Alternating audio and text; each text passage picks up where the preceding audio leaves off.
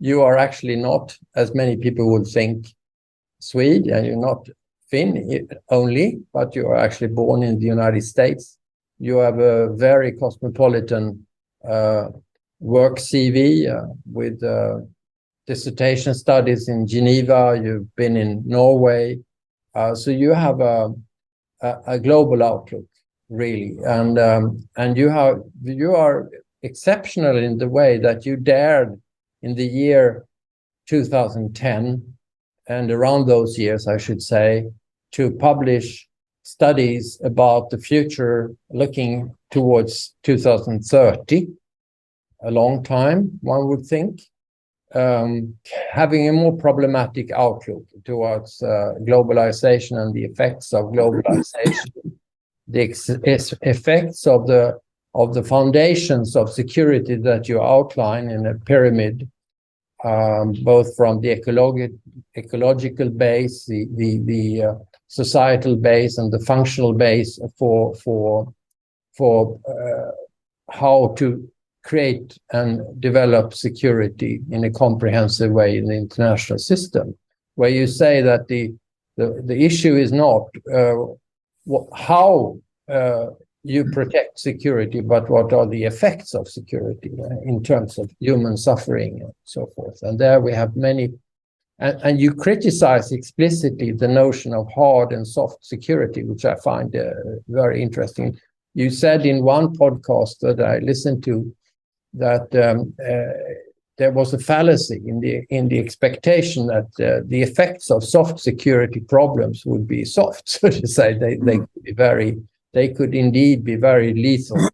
And this is something I heard when I was an intern in the Peace Research Institute in Oslo in the beginning of the 70s, that people talked about what positive and negative peace meant in terms of actually ongoing slaughter of human life through hunger and different scarcities.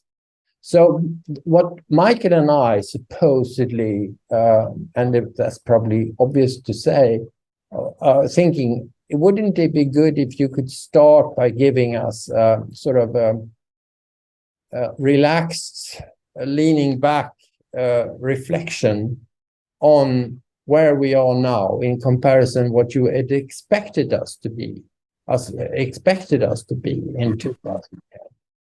By now, we're almost at 2030. We're only 7 years left. It's a relatively short period of time.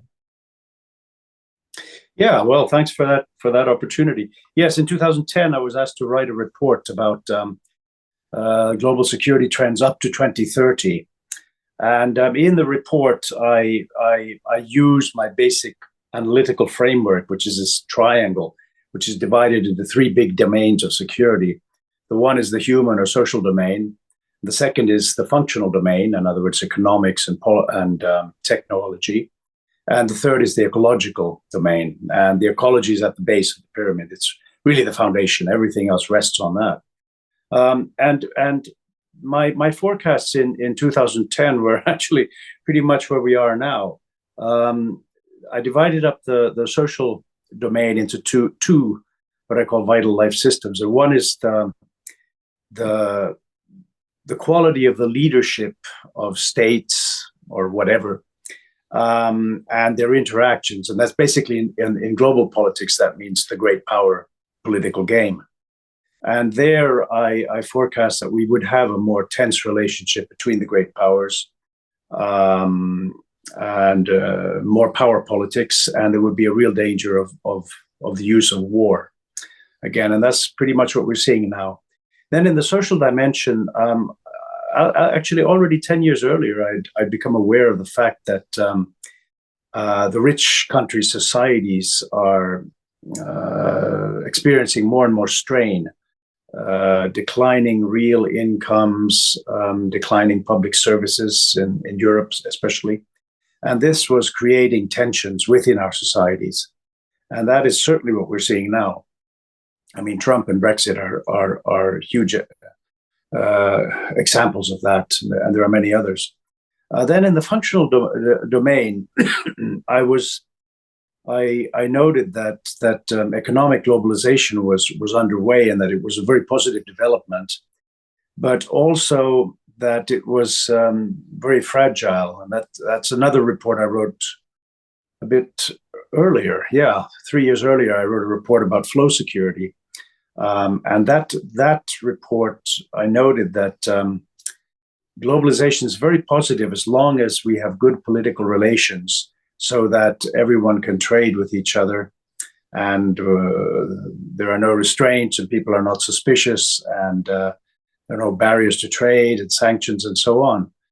So I noted it was positive, but that it was fragile. It depended on the political conditions. And since I foresaw that we would go towards tenser, great power competition, I noted that danger. And the same thing with our technical infrastructure. There, the news is really good. I mean, we've made it hyper effective, efficient. But making it hyper efficient, we've also made it very vulnerable. We've cut away the resilience, and that's a real danger. And then at the bottom of the pyramid, in the ecological dimension, that there it was very clear to me, at least already then.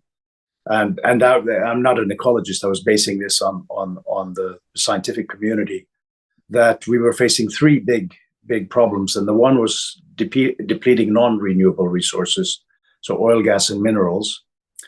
But that does not really affect the global ecological system as such. It just means we're emptying the warehouse. But the other trend, which is really serious, is that we are destroying regional habitats that provide us with renewable resources. And that's things like water, breathable air, arable land, fish, and thousands of other things. Basically, humanity is consuming more than the planet can produce. And at the same time, pollution is reducing the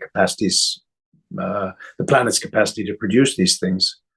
And it was very clear that the consequence of that is that we're going to go towards much greater scarcity of natural resources. And that's, of course, also coupled with the increasing number of the size of the global population. In 1980, we were about 5 billion people on the planet. Now we're 8, and it's projected that by 2050 we'll be around 10.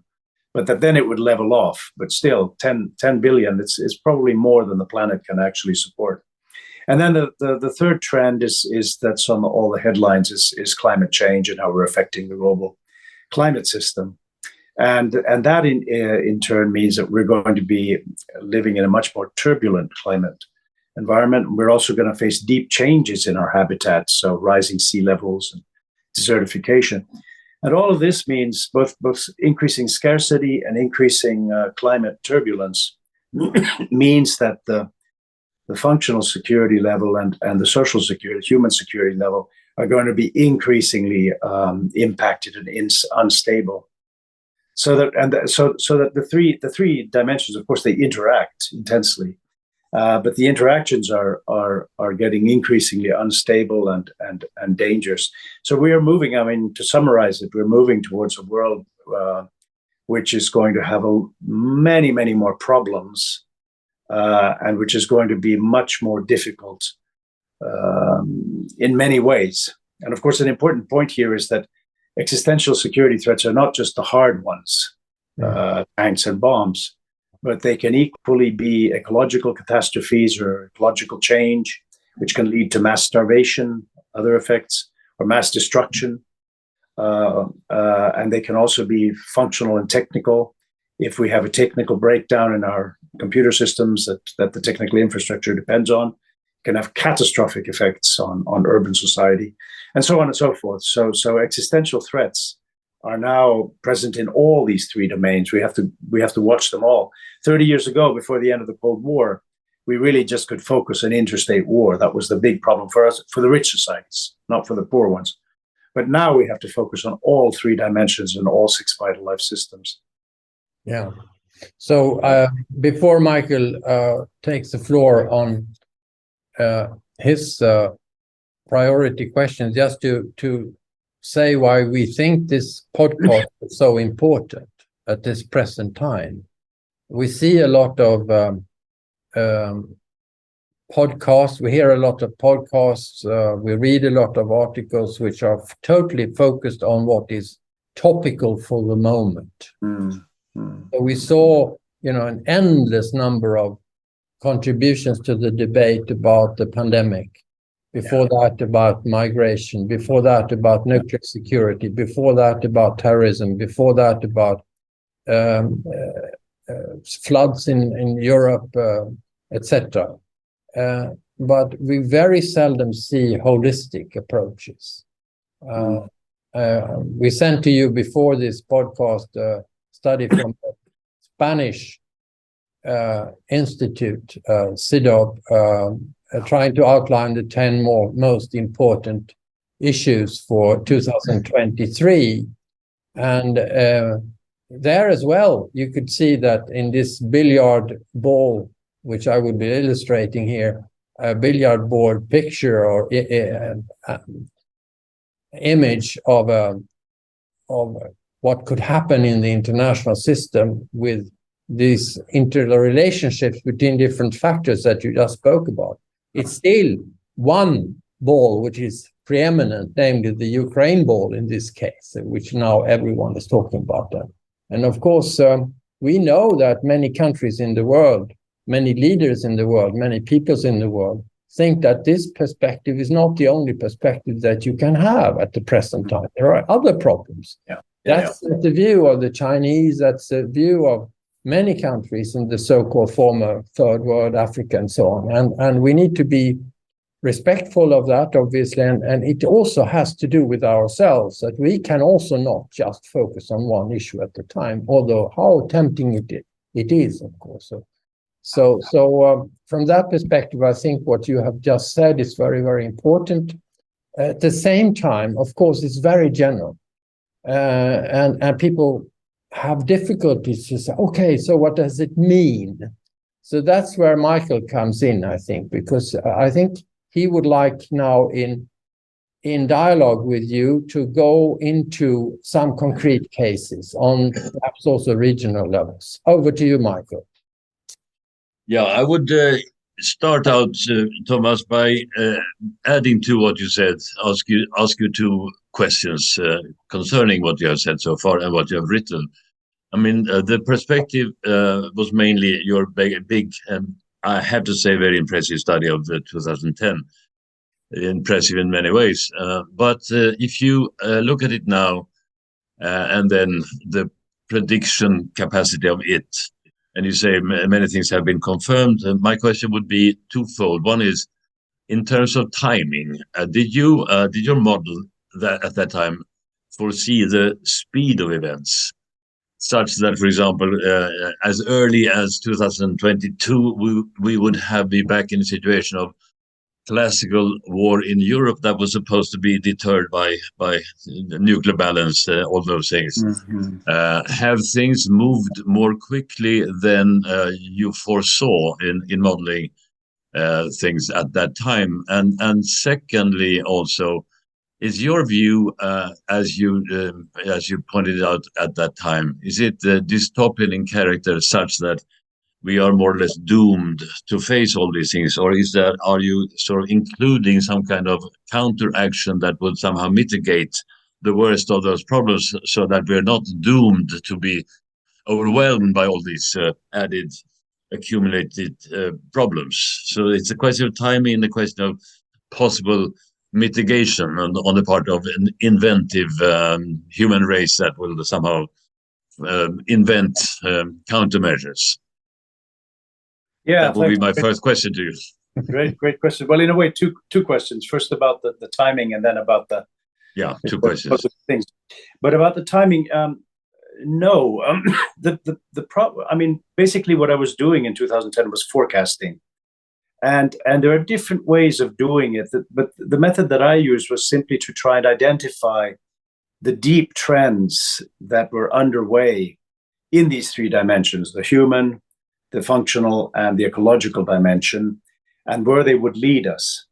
And that is actually quite a good way of doing it. The problem with it is that it's very hard to come with any precise forecasts. What one can say is that these are the big trends, And one can identify the way many studies do 20, 30 possible existential catastrophes, sudden things. But it's very hard to say when they will emerge and which ones will emerge and how they will emerge. So, for instance, in my field, we've been worried about pandemics since the mid-90s, when there was almost an Ebola break in Washington, D.C., and there was a guy who wrote a book about it. And the people that I work with and myself, we were impressed with that. We finally realized the catastrophic effects that a really serious pandemic can have. But when you try to warn decision makers about that, it's very hard for them to make preparations or to take it seriously, because it's, first of all, it's one of maybe a dozen scenarios. Secondly, it's very abstract. It seems very science fiction-like. And also it would cost money to deal with it and time. And they don't have money and time. So basically it's very hard to present that, especially if you have a dozen others. So when the pandemic, COVID-19 came, we were actually very relieved, because it was compared to some of the others that are out there, it was a very mild pandemic, but it was a brilliant wake-up call for all the world societies, including ours, where we realized that we cannot be so complacent about our security, that actually major disasters can happen. That happened to be a pandemic, but there could be others. So we have to start again thinking the way we did under the Cold War, of having greater resilience, national resilience, regional resilience, ability to survive, manage these things, which of course costs money again. That's why we had many countries, not all, but many countries had put that aside and saved that money. But it's very hard to predict exactly when, what will happen. But one can predict pretty much the general trends. And so the general trends we're experiencing now, they are in that report from 2010. But it wasn't able to predict that, well, in 2016, Britain will choose Brexit and President Trump will be elected in America. Those kind of specifics are hard to forecast in the long run. But the fact that we would have much greater domestic tensions in these countries, that one could identify. And then one can extrapolate, well, what kind of consequences will that have? And in the first stage, it will be that the voters will start voting for more extreme politicians and leave the mainstream because they've lost faith in them. And then the next stage, of course, is that if it still doesn't get better, then you could have a violent revolution, violent domestic opposition. So that's what one can forecast. Then about the positive things, yes, absolutely. What human history we find is always an interaction between disasters and then human resilience and ingenuity.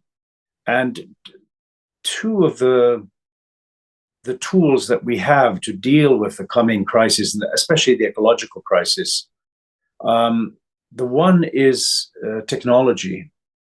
To find technologies which damage the global ecosystem, which do less damage to the global ecosystem. And that is something that humans are very good at. The other one is regulation, which is basically politics, which is regulating the way we behave so that we will damage the global ecosystem less, or that we will have less political tensions and wars.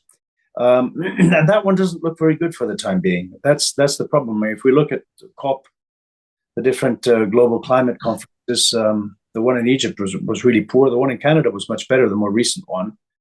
But we're always a little bit behind the curve. And the reason is very clear. To mitigate the damage to the global ecosystem costs a lot of money.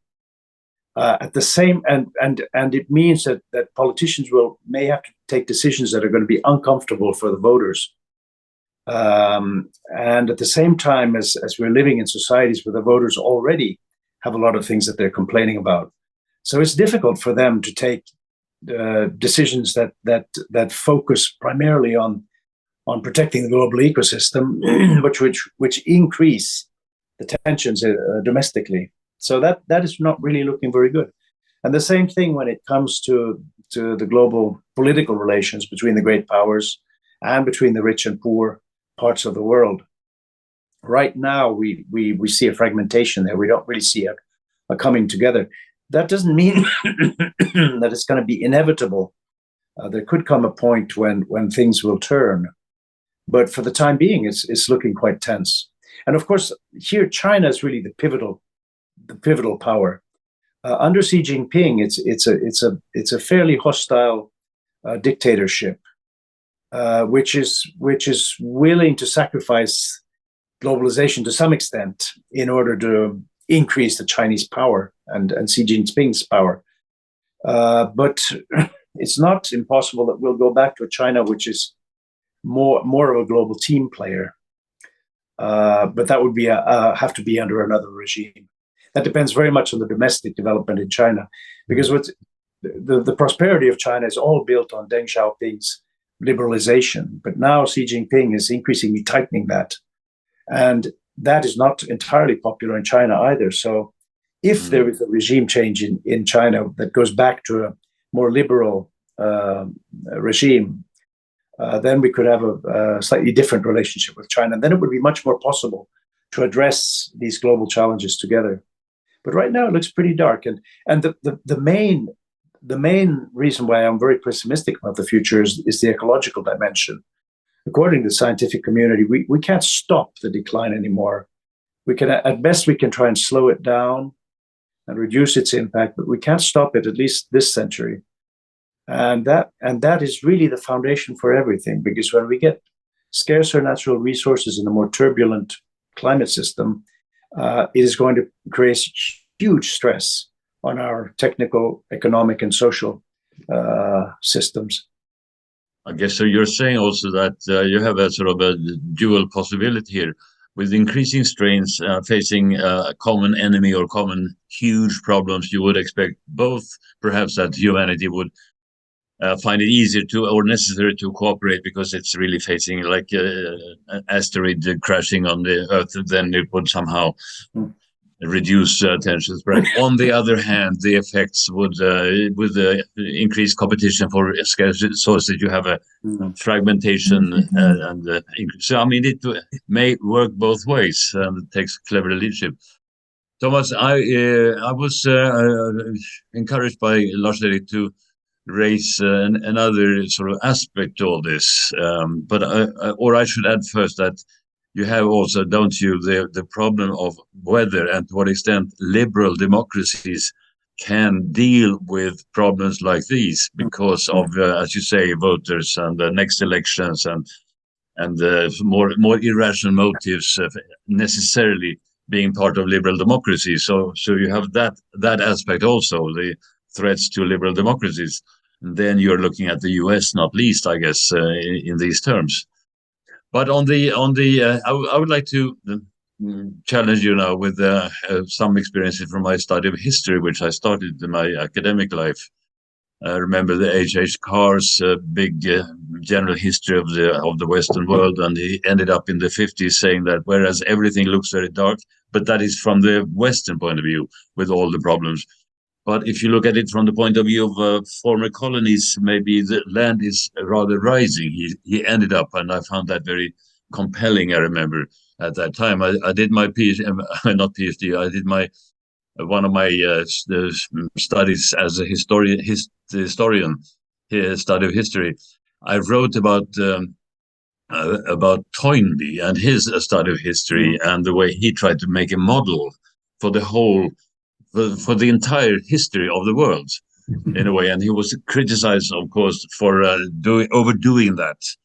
And then, by mentioning these two cases, I'm raising the question of whether, in analyzing all these things, macro analysis of the world, can it be done, or does one need to take into account regional aspects, which would make global analysis more difficult? I mentioned the US, the Americas, that's one thing. You mentioned China, you have Africa. Is it a joint history evolving, or does one have to sort of break it down in regional terms? That would be my sort of basic question to you now. Yeah, that's a good the problem here is that one needs both, but the two pieces don't fit together very well. One needs to have the big, broad, visionary perspective, and at the same time, one needs to be aware of all the details. One can divide research into two groups, or two. They operate on a scale between two extremes, and at the one extreme we have the essentializers. They are the ones who look for the really big pictures and try to distill essential truth, like Toynbee. And at the other extreme we have the particularizers, the experts in the detailed issues. And even historians can be divided about this. I've been working on strategy now for about 10 years on a book on that. And many historians who are also major thinkers about strategy are very critical of the big picture. They say that it dumbs down the complexity, that each historical situation is different. But then at the same time, we do need to have that big picture. Because if you're just always particularizing, if you have a microscopic view, you cannot handle the world the way it is now. Up to the end of the Cold War, one could still pretty much specialize. And of course, we still need specialists, but we need to complement them with people who have the big vision. Because all of these different microscopic areas, let's say pandemic, great power politics, whatever, they interact. And they all affect our future. So that we also need to have the big picture, the essentializers and so on. But we certainly need the experts, the detailed experts. The trick is how one pulls them together, how one can use the specialized expertise of the particularizers and fit that into the really big picture. And actually, one can do that. I mean, it shouldn't be that difficult. The problem again, though, is that when you get into the details, then it becomes very hard, really, to predict exactly what will happen, because the events at that level, at the microscopic level, are very, very difficult to forecast. At the big picture, when you look at the broad, deep trends, then one can forecast pretty much where the currents are taking us, but the details are very hard to work out. I didn't mean to contrast the big picture with the details. I meant to look at the regional level as an intermediary level of analysis that would be somehow trying to combine the details with the big picture, focusing on some specifics about regions. I was rather referring to that. Yeah, we do really need that. It's interesting. I started working in security politics in the early 1980s. And then we had a branch of academics that was called area studies. And what they did was, and one of the things that I would criticize pretty much is the way that political science has become extremely focused on method. And they try to apply strict scientific method to the grand humanities, which we're studying at. Area studies was not that. The area studies people, well, as you know, they were people like yourselves who would learn the language of a particular, let's say, country or area, read the literature, travel there and live there with the people, get familiar with their religions, everything that was relevant. And these people would get a much more intuitive feeling for a place. And they often have been able to make quite good predictions. So I remember before the Balkan civil wars broke out in 1992, most of the journalists who had spent time in the Balkans, they were predicting this already with the death of Tito. They were saying this place is going to fall apart and it's going to be violent. And of course, it was completely politically incorrect because the Cold War was over, and I remember the age of peace had begun, and so on. So it was very politically incorrect to predict that. But they were very certain about that, and they were right. And these were area specialists. They were not political scientists or things. They were simply people who had a really good Fingerspitzengefühl for the area. And that sort of area studies is what we need to reintroduce. We need to reduce political science methodology aspect and get back to a more deeper, more philosophical approach to these questions? I still think that the region, meaning Africa as a whole or Asia as a whole, as an intermediate level, areas that is were more specific to certain part. Balkans, yes, it's Europe, but it's a problematic part of Europe. So, but I'm not contradicting you at all. I'm just trying to sort of deepen the discussion now as to what kind of level of analysis seems to be most relevant. And of course, I agree with you that you need to combine everything, and it all belongs. But I think regions are important as foci. Lars-Erik, back to you. Yeah. So I just to take a couple of examples. Personally, what attracts me with your approach is the possibility through a global analysis to see links also between regions. One of the fundamental errors we have committed, and I say we, having worked for the European Union for many years, for instance, participated in many summits and ministerial meetings where we have discussed different crises, is that we haven't seen the links between the regions because we haven't made a proper global analysis. We see that, for instance, already inside Central and Eastern Europe, that during the first Ukraine crisis and the Georgia crisis, people were focusing more on Ukraine than on the relationship between Ukraine and Russia. So the European Council spent much more efforts in trying to deal with the problems inside Ukraine than dealing with the holistic situation. I saw recently a study from FOI, the Swedish Defense Research Institute, saying that the actual footprint of Russia in Africa is very small. In fact, contrary to what many people will think, there are not so many Russian interventions in the Mali thing with the Wagner is almost the exception. So the problem is with that kind of analysis is that if you just stay there and look at the situation in one single African country, you can miss something, potential changes in the situation which could be monumental, as we have seen in the past. And we did have actually 20,000 Russian advisors in Egypt until 1972, just to take one concrete example. You mentioned the issue of money.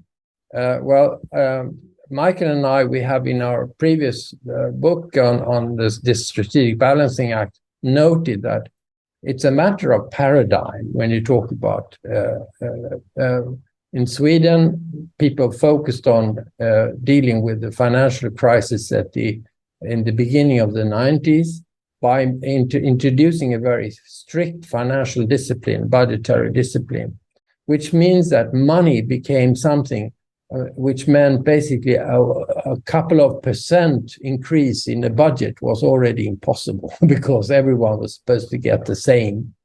Now, suddenly with the pandemic, we have opened perspectives of investing hundreds of billions of euros, or even thousands of billions of euros in Europe in order to deal with problems which have suddenly become enormously much bigger than we thought. People say it's a lot of money the Americans are investing in Ukraine now. Well, I heard, I think it was Anne Applebaum who said, well, listen, it's 5% of the US defense budget, which is in turn 13% of the federal budget. It's peanuts in comparison to, what the Ukrainians are doing themselves in. So everything is relative here, and suddenly enormous changes can take place, as we have seen in Ukraine. And then it helps to have a global analysis, which doesn't just focus on individual politicians. You have an explanatory model. Putin said already in 2003, 2007, so we could expect this to develop. But without a global analysis that puts that into context, it's not enough. Yeah. The pieces have to be pulled together, and their interactions or synergies have to be pulled together. In an ideal research organization, you would have the the real specialists, either in different issues like war, health, whatever, and then also in different regions or actually countries. And then you would have a slightly higher level where you have people that are looking, let's say, at all of Africa, all of Asia. And then you would have at the top, you would have people who are working with these people and then pulling all the strings together. That's the kind of research organization one would need, and that I expect many of the intelligence agencies, the big ones, do have, because they have the resources for that. But we don't see that often in academic research universities and so on. One doesn't have that kind of structure, but that's exactly what we need, because we live in a much more interactive world now. Everything is interacting with everything else very, very dynamically. Yeah. Thomas, in terms of optimism, pessimism, and mitigation, and things that we have talked about so far, I mentioned in passing the question of the role of liberal democracy or liberal democracies, including the US, in dealing with all these things. Are you, if I may put it this way, optimistic or pessimistic or undecided whether there is a future for liberal democracy holding the fort and keeping their role? Or are we seeing that the problem load makes it harder and harder to combine that with the freedoms of and the next elections and so on, and the capricious nature, therefore, necessarily of politics? Do we have to be? Can we be optimistic about the resilience of liberal democracy in view of the problem load that you have outlined? Well, we cannot be complacent about it. I mean, it's very clear now that liberal democracy is under great strain, and in some respects under great direct attack. Certainly, the Putin regime has been attacking liberal democracy directly for a long time, and Xi Jinping is no friend of that either, because it threatens his power base at home. So, and if we look at the statistics, there's that, I forget the name, but there's a great institute in Göteborg which looks at this. I mean, the trend is not good. The number of democratic states and the quality of their democracies is slowly declining. So on the one hand, we're under deliberate attack by non-democratic regimes. And on the other hand, we face domestic problems that are undermining our democracies.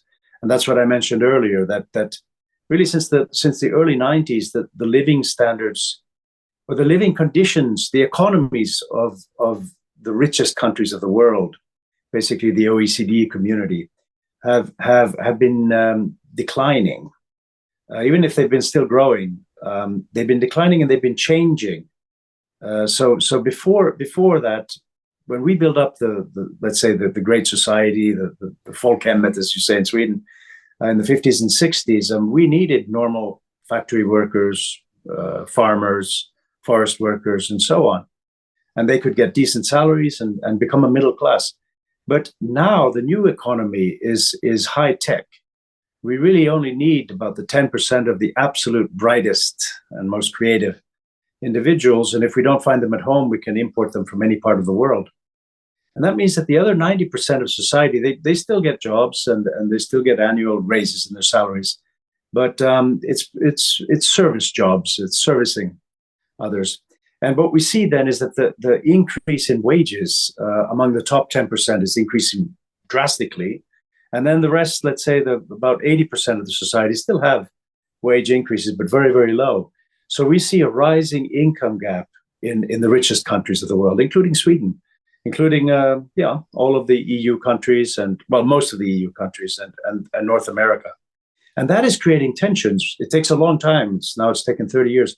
But now the population is waking up to the fact that their lives no longer look as safe and secure as that of their parents. That is the way they compare it. And that's when we start getting phenomena like Trump and Brexit. And that's also attacking democracy, because these people are pretty desperate. They want a fix, and then you get more extreme politicians come in, either from left or right, it doesn't matter, promising them everything. They'll never be able to deliver, but because they've lost faith in the mainstream politicians, they start voting for the extremes. And once these extremes come into power, if they can break down the democratic system so that they can stay in power, then they can destroy a country. The typical example is Venezuela. It was one of Latin America's most prosperous middle-class countries until Chavez came along, and then Maduro, and they were not able to keep the economy going. And now it's a country, it's a disaster zone.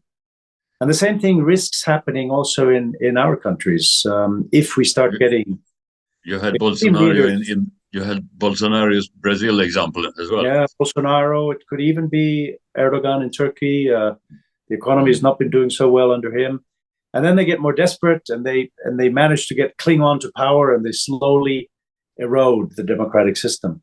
But the democratic system itself is based on, it can only work if you have a big middle class that is basically satisfied, so that they don't want radical changes. And the problem we see now is that there's an increasingly large minority of our societies that are deeply dissatisfied.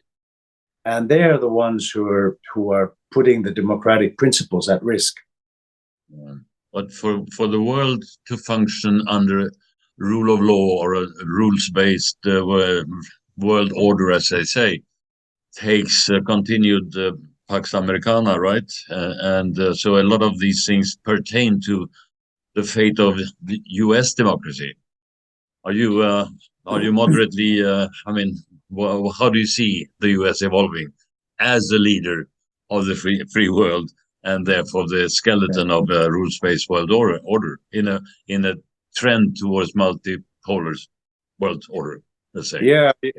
Of course, the thing is that the Chinese and or at least Xi Jinping and the Putin regime and many other dictatorial regimes would not agree, or in fact, a big part of their agenda is based precisely on removing the American Pax Americana.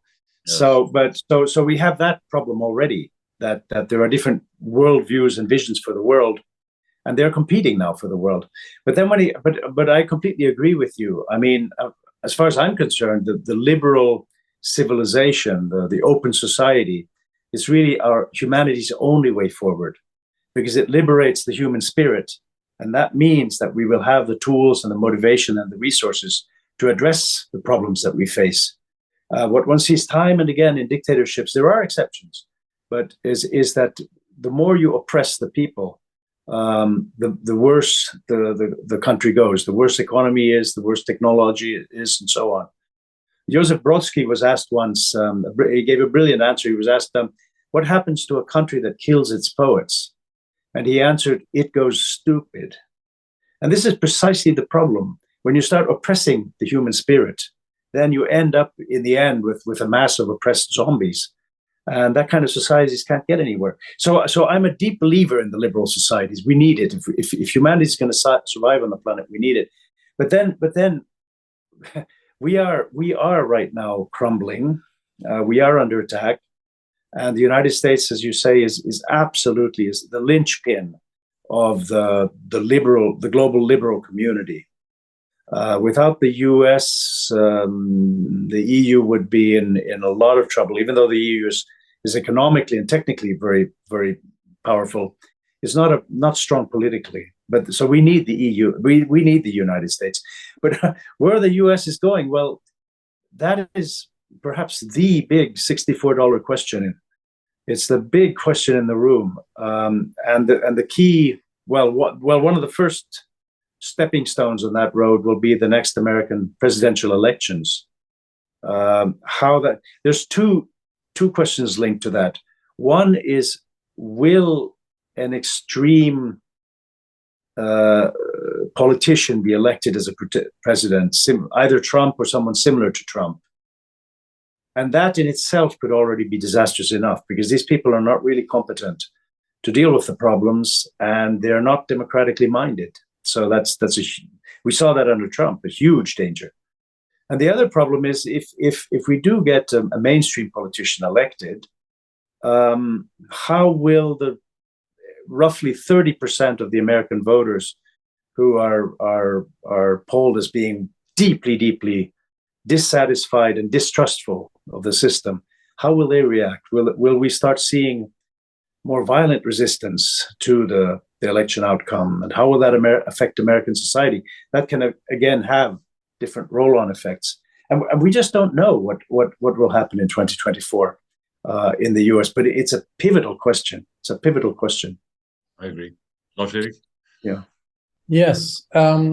If you are satisfied, Mikael, on this track, I would propose that we move to a final track in the podcast, namely going back to the issue of flow security, which is going to be an extremely important question in many countries, not least in Sweden, as we are trying to develop a system both for crisis response, crisis management, and at the same time also civil defense organization in our country, which has basically been scrapped after the Cold War.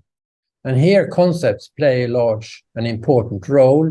You have written about it very early, even before 2010, I understand you said. We have tried to write about it, Michael and I, in our last book. I have written about it in following it from the inside in the EU structures from the year 2000, when I was in Brussels for 7 years, responsible for the unit which was coordinating this on the external side. And the problem we had basically in our book, which we tried to address, was the scope of the concept flow security. Because we saw that Brattberg and others who wrote a book about flow security in the US a couple of years back mainly focused on the positive side of the flow, so to say, protecting the good flows. We thought, and I wrote in my book, that we need to include the negative flows. And we also need to take up the point that Carl Bildt made in his Project Syndicate article from 2030, that flows are organic. So one and the same flow can be both good and bad in a sense, contain problems. In the EU, we started tracking containers, for instance, in the early 2000s with the support of the Director General where I was working. We tracked the movements of containers, which were supposed to contain good, trading stuff that was necessary, but where we could detect through artificial intelligence suspicious movements, which could indicate either a transportation of WMD material or by drugs or organized crime, or even things to be used for terrorism. In the G8, people started early on in the after the millennium, after 9/11, to work on terrorism and organized crime as one coherent set of bad or dangerous flows, which was integrated in financial system, corruption and all that. And so, but still we have a lot of tension in the system, also in our own country, in Sweden now. Some people think that the military flow security issue should be dealt separately from the civilian one. So the coastal guard should not be mixed up with the Navy and so forth. One should be careful about that.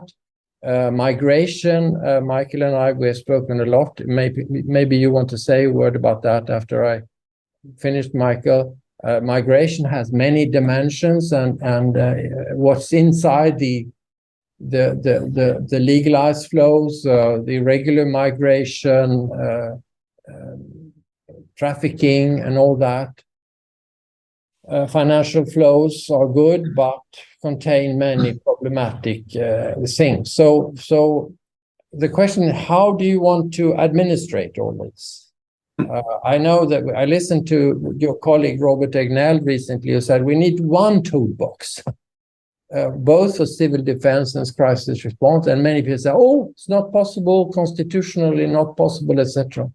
So it's a huge both administrative, financial, and I would say conceptual issue that needs to be addressed again in order for us to get a holistic perspective on this. Michael, do you want to fill in something? No, just to say, you made a sort of comprehensive introduction, that's fine.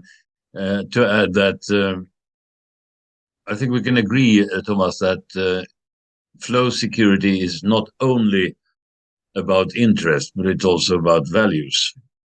And because of how you deal with the positive and negative sides, or black or gray, or whatever colors you would put on it, it is also a question of values. And here, of course, migration is a key example of this, that you are somehow you're promoting your interest, but you have to be based also on values, and you cannot simply build the Festung Europa to deal with migration.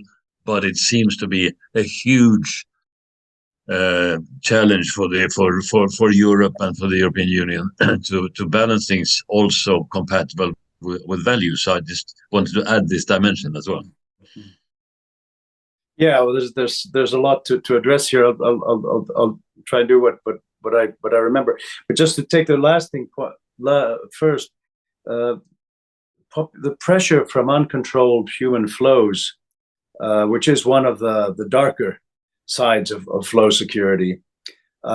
This is something that one could quite easily identify 20 years ago, but it was politically incorrect to draw the conclusion, well, what do you do if there are more people trying to come into Europe than Europe can handle? Do you build camps? Do you put up walls? What do you do? And that was so unpalatable that it was almost impossible to raise this. And I remember that because I wrote an article with the EU, actually, analyzing this in 2011, and there were many strong reactions against it.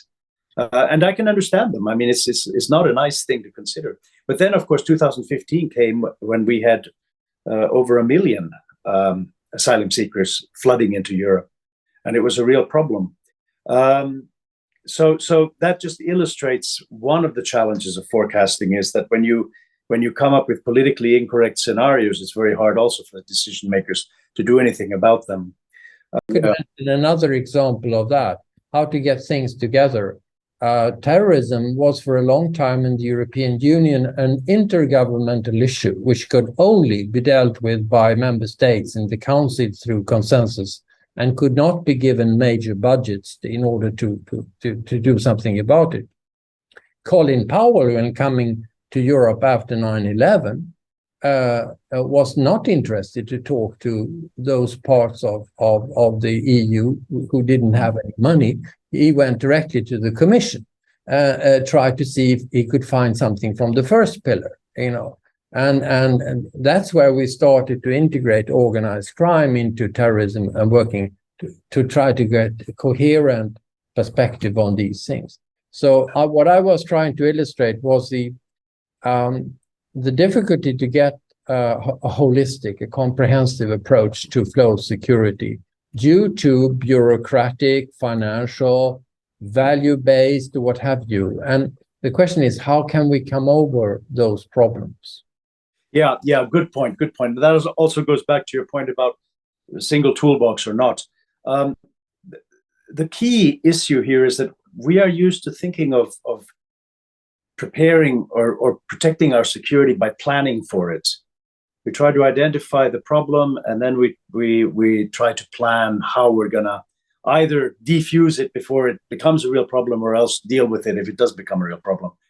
But in today's world, we can foresee 30 different catastrophes, but as I mentioned earlier, we can't say which will arrive and when they will arrive. So that plan-based security preparations are very limited. Usually we do them, so far we've only done them after something has happened. Russian invasion of Ukraine, or pandemic, or the human flood into Europe, and so on. What we need instead, actually, is a rapid ability to react, to adapt to something surprising that happens. And that is very different from plan-based security, because plan-based security becomes pretty bureaucratic. with vested interests and with narrow preparations and scenarios. An ability to rapidly react, the agility, is something very different. And for that, we need governance systems that are quite different from the big bureaucratic systems that we have now. It can be developed partly by having different readiness levels. So you legislate so that you can go into a more nuanced reaction where the different parts have more ability to react, even going against values. Because one of the problems in a catastrophe is you're going to have to break the peacetime values if you're going to survive. There are things one will have to sacrifice, or there will be wicked problems that one will have to answer where there are no good solutions. And that's in a catastrophe. So it demands a different mindset. And that's something that we need to build into our systems. It's not just a question of planning and building a toolbox. We need to have several toolboxes that can rapidly be adapted to deal with different contingencies. Some countries have that. Usually countries that perceive some kind of a big threat. So for instance, with COVID-19, Finland, Israel, South Korea, Taiwan, they could very rapidly organize their societies to try and deal with the pandemic, because they still had total defense systems that they could apply. So they had stores of personal safety equipment, whatever you needed. But most countries didn't have that anymore because it cost money, and so they discarded it. But the point here is that when you have a general readiness to deal with crises, then it really should not be focused on one particular contingency. It can be adapted imperfectly, but better adapted to a whole range of different crises than if you're focused on just one scenario and you're stuck on that. And that's what we need to introduce in our systems is a much greater flexibility to deal with surprising events. And if I may add here, yeah. Thomas, because what you're saying now reminds me, of course, of the big earthquake now in Turkey, Syria, and Italy is used to having earthquakes. So they have a fantastic organization, envied by many. I remember at the time of the tsunami in 2004, and the Italians were there much more quickly than we were, for example, although it affected so many Swedish casualties at the time. So you have that, it's a single readiness in their case. In the case of Turkey, of course, obviously failing, but still they would have to invest in that because they are in a safer country. And now you're saying that one must have a multi-purpose functioning degree of readiness. That leads me to the question of security strategies, which is something we in Sweden now have a national security council and a security advisor, and of course this is meant to be an enhancement of Swedish capacities. It takes, however, to deal with the difficult question of how do you quickly formulate a security strategy which is relevant to the real threats in various time frames. I am convinced also from my point of view that the existing security documents, security strategy documents of the EU, of the US, of NATO, they will need to be revised even further to what was done last year because of the eventfulness of developments nowadays in terms of the nuclear dimension of deterrence, for example. So do you see it meaningful and possible to abide by what you just said in terms of security strategy? Yeah, absolutely. All strategy contains really two fundamental elements, at least at the operational level of strategy. And the one is stacking the cards in your favor. So you try and prepare conditions as far as possible in your favor, whatever that may be. And the other one is almost the opposite, and that is dancing with uncertainty, dancing with the unexpected. So on the one hand, you try and prepare the terrain so it's as favorable to your ends as possible. On the other hand, you have to be prepared for surprises and have the ability to react and respond to them as best as possible. And that's really are the two elements of strategy. And then the problem is that it takes two very different personality types to deal with this.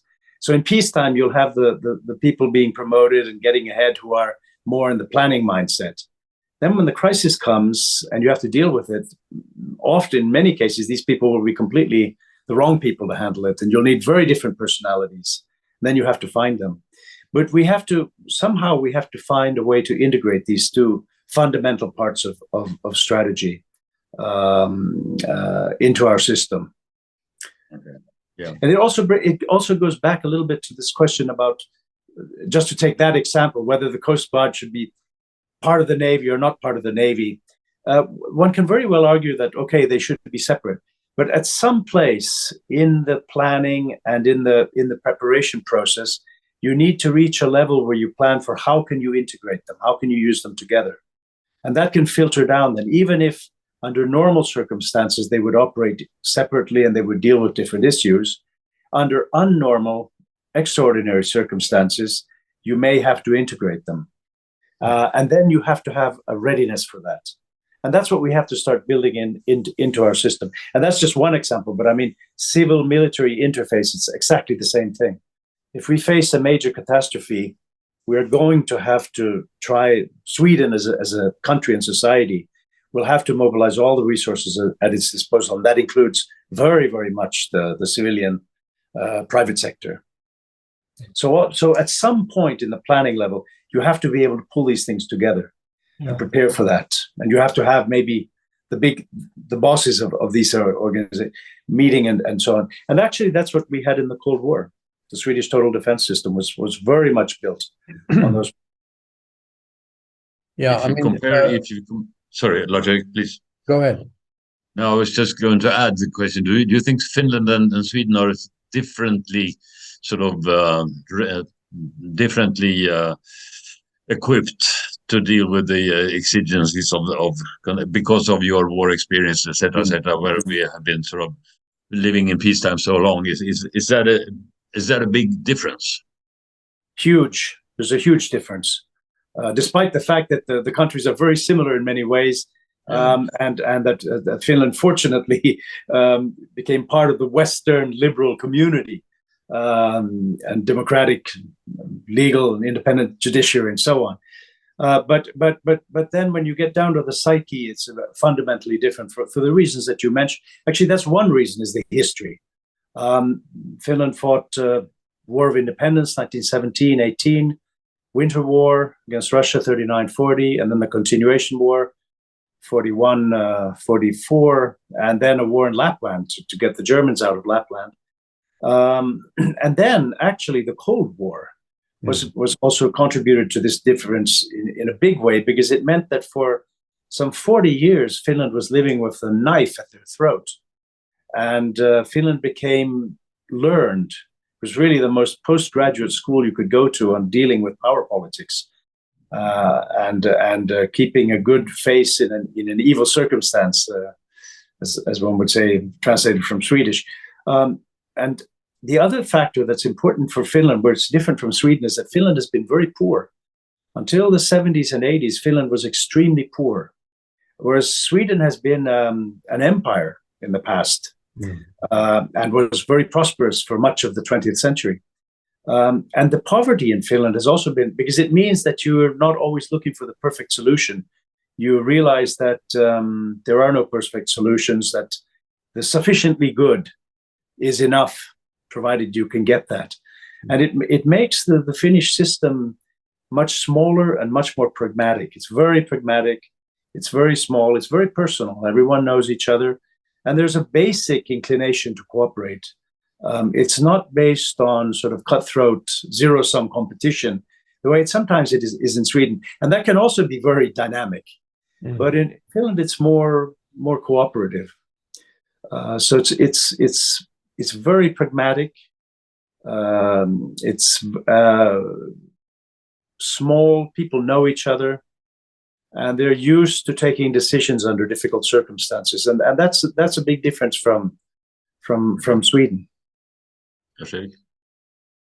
Yeah, well, it's music to my ears to hear this, reminding me of my posting in Finland in the early 80s, where I got established many friendships with people who are still important in Finnish security policy. I still remember my landlord in Edelfelt in 14, who told me that he ate his first banana in the 1955. Mm-hmm. I mean, to show how poor the country actually was for a very long time. And still, when I was posted there, it was not a rich country in comparison to Sweden. I also have a final comment from my side, because we are now over an hour, is that the notion that you need to prepare for different contingencies within one system, so to say, was very important in the discussion in the EU after 9/11. I participated in many discussions about, okay, which will be the next crisis. Mm-hmm. So we had the tsunami, we had the floodings, etc. And we understood very soon that it was not possible to prepare just for one contingency. You have to look at many different. And there you come back to the governance issue. The European Union has benefited a lot from having a European Council meeting relatively frequently, where people are thinking out of the box at the highest level, being able to order their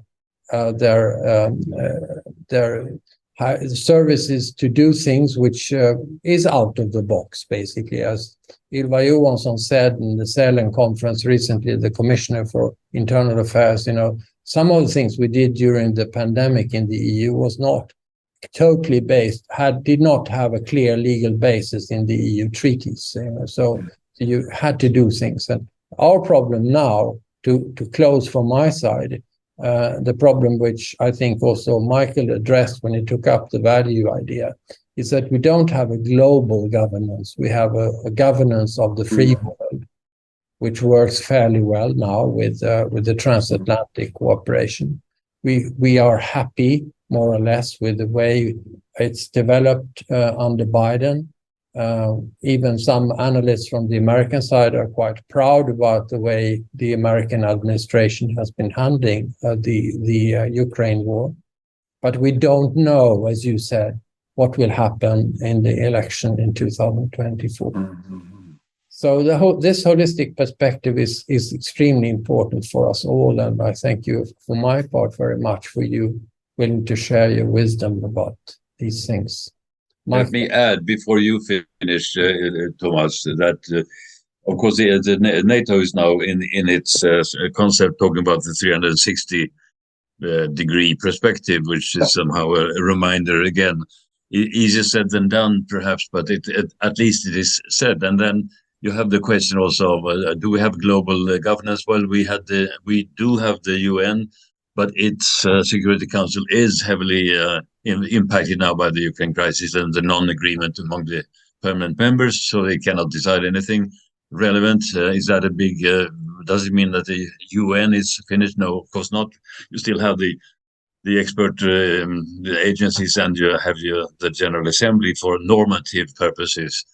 And then the question of the OSCE and its lasting value, or if it can be revitalized it's a huge question, and I think, and I guess you would agree with this, that it's a question of having those institutions survive for better times, because we still need those institutions at some stage, while we're dealing with the acute problems of the Ukraine war. So that would be my final comment to you. All right. Well, thank you very much for being able to participate here. My final comment would be that when it comes to this, really, we're living in an age of deep historical transition. Both global great power politics are transforming. New actors are emerging. They want a seat at the table. Our societies are transitioning deeply now, and that's part of the reason why we have this turbulence. And then, of course, we have a massive transition when it comes to science and technology, just zooming ahead. And then we have the ecological decline, global decline. And all of these factors are coming together to lead to a very, very turbulent period in human history. And global governance is absolutely necessary, but right now it seems to be very, very far away. Simply because there are so many new tensions, new actors emerging, that the old organizations that you mentioned, which were really all post-World War II constructs, basically of the Atlantic Community and the Soviet Union, and I completely agree with you, we desperately need them. We desperately need whatever we can to work together across globally. But they're not entirely adapted to the new conditions. So something new is going to have to emerge. The G20 is a typical example of something new that has emerged. And it will emerge. But the tensions that are pulling us apart and creating violent conflicts, they are very great. So I'm pretty sure that in the coming 2 decades, things will probably get more violent and more tense and more difficult rather than better. Closing off this happy note. Yeah, closing off this on, I cannot resist by having to quote you. I have to quote you, showing the value of your forecasting skills. The ACAST podcast you did in 2016, which is still on the internet, there you say, apropos whether Sweden should apply to join NATO or not. Well, that you understand that Sweden has decided not to apply to join NATO, but things can change. Yes, they do. Ça change plus de la même chose, but not in this case. Okay. Thank you so much.